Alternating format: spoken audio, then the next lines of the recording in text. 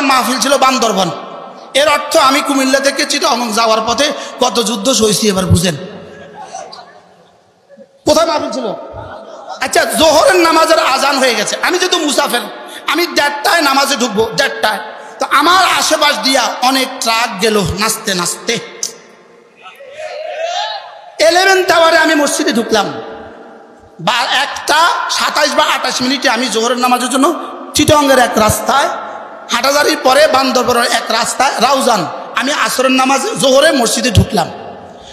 আমি খেয়াল করলাম কত গাড়ি এলো আর গেল, একটা গাড়িও জোহরের জন্য আর থামলো না। এবার আপনি বলেন, এটা কি নামাজওয়ালা খুশি না হালুয়াওয়ালা খুশি? এটা আকলওয়ালা খুশি না অবুজ খুশি? জোহরের নামাজওয়ালা খুশি না জোহর ছাড়া খুশি? এবার বলেন, জোহর ছাড়া যে খুশি, আসর ছাড়া যে খুশি, এই খুশির ঠিকানা জান্নাত না জাহান্নাম? আর কোন যুক্তি দিলে আপনি বুঝবেন বিষয়টা? এরা মসজিদের পাশ দিয়া ডুকডুকি বাজাতে বাজাতে চলে গেল, একজনও মসজিদে ঢুকলো না। আমি ছায়াই থাকলাম, দেখি একটা আশিক রাসূলের গাড়ি মসজিদে ঢুকে কিনা। বুঝেন নাই কথা মনে হয়? এরপরে যেতে যেতে এবার আসর হয়ে গেল, আসরও আবার রাস্তায় পড়লাম, লেকিন কোনো আশিক রাসূলের গাড়ি মসজিদে ঢুকতে দেখলাম না। তাহলে আপনি কি বলেন, বিয়ে বাড়িতে 6 বছরের বাচ্চা মসজিদে যায় না নাচে? বিয়ে বাড়িতে 7 বছরের মেয়ে বাচ্চাটা নামাজে যায় না নাচে? কেন? জোরে বলেন কেন? অবুজ বলেন। আমি আমার এই বন্ধুদেরকে আর বেশি কিছু বলতে চাই না, শুধু এদূর বলবো এরা অবুজ। বাকি যদি বুঝে শুনে করে থাকে, যদি বুঝে শুনে করে তাহলে এদের নাম আয়াতের ভাষায় যদি বুঝে শুনে করে, বলেন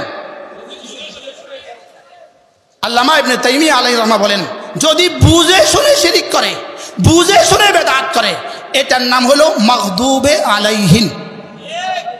এদের নাম কি বলেন? যদি না বুঝে করে এটার নাম হলো দলিন। যদি না বুঝে করে এদের নাম কি? দলিন। শব্দ পারেন তো সবাই না? বলেন না, শব্দটা বলেন না। যদি না বুঝে করে নাম কি? আর যদি বুঝে শুনে করে, এবার বলেন এরা কোন অবস্থা আছে?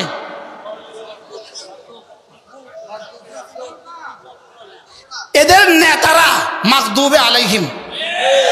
বলেন এদের নেতারা কি? বলেন, দুপুরে বলছিলাম এদের নেতারা মাগদুবে আলাইহিম, আর এদের সাধারণ মুসলমানগুলো দলিন। এবার আমরা কি হব? মাগদুব আলাইহিম হব না দলিন হব না আনআমতা আলাইহিমদের মধ্যে হব? সুবহানাল্লাহ। শব্দ আছে কয়টা? 3টা। জাতি আছে কয়টা? 3টা। 1 নম্বর জাতি আনআমতা, আবার বলেন, আর আরেক দলের নাম কি? মাগদুব আলাইহিম। আরেক দলের নাম কি? দলিন। এবার আপনি বলেন আপনি কোন দলে হবেন? আনআমতা আলাইহিম। বলেন আনআমতা আলাইহিম দলে কারা আছে? উলাইকাল্লাযীনা আনআমাল্লাহু আলাইহিম মিনান নাবিয়্যিন ওয়াস সিদ্দীকিন ওয়াস শুহাদায়ে ওয়াস সালিহিন। তাইলে বুঝা গেছে আমরা নবীদের সাথে আছি, সিদ্দীকদের সাথে আছি, সালেহিনদের সাথে আছি, শুহাদাদের সাথে আছি। ভাই এদের নাম কি? তো প্রতিদিন দরখাস্ত কি করছিলাম? আল্লাহ আমাকে মাগদুবে আলাইহিম বানাবেন না। আর কি বানাবেন না? দলিন বানাবেন না। আল্লাহ দলিন বানাবেন না, আল্লাহ মাগদুব বানাবেন না। আমাকে আনআমতা আলাইহিম, যাদের উপরে নিয়ামত দিয়েছেন তাদের রাস্তা আমাকে দেখান। কাদেরকে নিয়ামত দিয়েছেন? নবীদেরকে নিয়ামত দিয়েছেন, সিদ্দীকদেরকে নিয়ামত দিয়েছেন, শুহাদাদেরকে নিয়ামত দিয়েছেন, সালেহিনদেরকে নিয়ামত দিয়েছেন। তাহলে আমরা আহলে সুন্নাত ওয়াল জামাত আনআমতা আলাইহিমের অন্তর্ভুক্ত, আর এরা মাগদুব আর কি দলিন।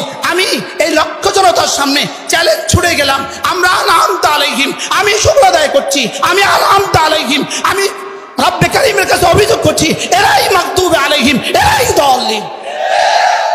যদি তোমাদের কারো সাধ্যে থাকে চ্যালেঞ্জ গ্রহণ করো, যদি সাধ্যে থাকে চ্যালেঞ্জ গ্রহণ করো। বলেন যদি সাধ্যে থাকে কি গ্রহণ করো? বলেন মাগদুব আলাইহিম, বলেন আর কি দাল্লিন। যদি বুঝে শুনে করে থাকে এরা সব মাগদুব আলাইহিম, যদি না বুঝে করে থাকে এরা দাল্লিন। এরা কি বলেন দাল্লিন? এরা কি? বান্দরবনে যাওয়ার পরে 12ই রবিউল আউয়াল আমার আগে একজন বয়ান করেছে, মাগরিব থেকে এশা। উনি সুন্নি জামাতের বড় নেতা, সর্বোচ্চ মানুষ ছিল 10 জন বাচ্চা।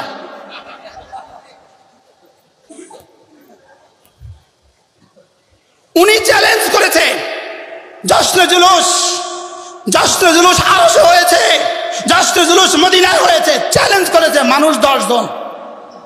মানুষ কতজন বলেন? শেষ শব্দ উনি বলেছে, অতএব জশ্নে জুলুস অবশ্যই মুস্তাহসান। মুস্তাহসান মানে ভালো, মুস্তাহসান মানে কি? ভালো। উনি বলেছেন জশ্নে জুলুস ভালো। এই শব্দ বলে উনি নিজেও বেঁচে গেছেন, আমাকেও বাঁচায় দিচ্ছেন। ভালো ভালো কি বলছে বলেন? অর্থাৎ উনি ফরজ বলেন নাই, ওয়াজিবও বলেন নাই। বলেন না, বলেন ফরজ, ওয়াজিব, সুন্নতে মুআক্কাদা, মুস্তাহাব বলেন নাই, বলেছেন মুস্তাহসান। এটা ভালো। এটা কি? যেই ভালো কাজটা করার জন্য নামাজ পড়া হয় না, ওই ভালো কাজটা কত ভালো। এবার তো বুঝাইতে পারলাম না মনে। দেখ উনি এটাকে কি বলেন নাই? বলেন এরাও ফরজ বলে না। বলেন কি বলে না? বলেন এরাও ওয়াজিব বলে না, এরাও সুন্নত বলে না। এবার বলুন তো দেখি, যেই কাজটা ফরজও নয়, যেই কাজটা ওয়াজিবও নয়, যেই কাজটা সুন্নতও নয়, এদের পরিভাষায় ওই কাজটার জন্য হত্যা করা জায়েজ কিভাবে? এবার কি বুঝে আসছে কিছু?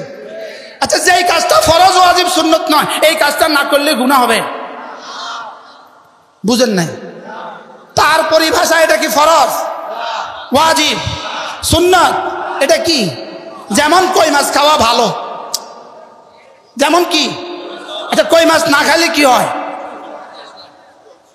আচ্ছা কই মাছ কেউ না খাইলে তারে পিটাইতে হয়, হ্যাঁ? তাহলে এটা কি ভালো না ফরজ না ওয়াজিব না সুন্নাত মুআক্কাদা? যদি মনে করি ভালো, বলেন যদি মনে করি কি, তাহলে ভালোর জন্য কোন ভালো কাজটার জন্য ফরজ ছাড়তে হয়? আমি বুঝাতে পারছি না তো মনে হয়। কোনো ভালো কাজের জন্য কি নামাজ ছাড়ার সুযোগ আছে? কোনো ভালো কাজের জন্য কি পর্দা ছাড়ার সুযোগ আছে? কোনো ভালো কাজের জন্য কি মারামারি করার সুযোগ আছে? কোনো ভালো কাজের জন্য কি যুদ্ধ করার সুযোগ আছে? তাহলে হাটাদারিতে 12ই রবিউল বলে 3 জন মানুষ মারা গেল কেন?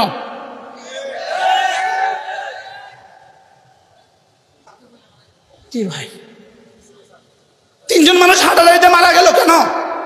তাইলে বোঝা গেছে এই ভালোর পেছনে ষড়যন্ত্র আছে। এই ভালোর পেছনে কি আছে বলেন? ষড়যন্ত্র আছে। শুধুই জাতিকে ধ্বংস করার ষড়যন্ত্র, জাতিকে কুরআন সুন্নাহ থেকে বঞ্চিত করার ষড়যন্ত্র, জাতিকে ইহুদি বানাবার ষড়যন্ত্র, জাতিকে দ্বীন থেকে বঞ্চিত করার ষড়যন্ত্র, জাতিকে কাফের আর মুশরিক বানাবার ষড়যন্ত্র। আজকে কি আমরা ক্লিয়ার হয়েছি রবিউল আউয়াল মাস শোকের নাকি খুশির? জোরে বলেন শোকের না খুশির? এই জন্য ঈদে মিলাদুন নবী, ঈদে মিলাদুন নবী এই শব্দ সম্পূর্ণভাবে নতুন আমদানি করা শব্দ। বলেন এই শব্দ কি শব্দ? বলেন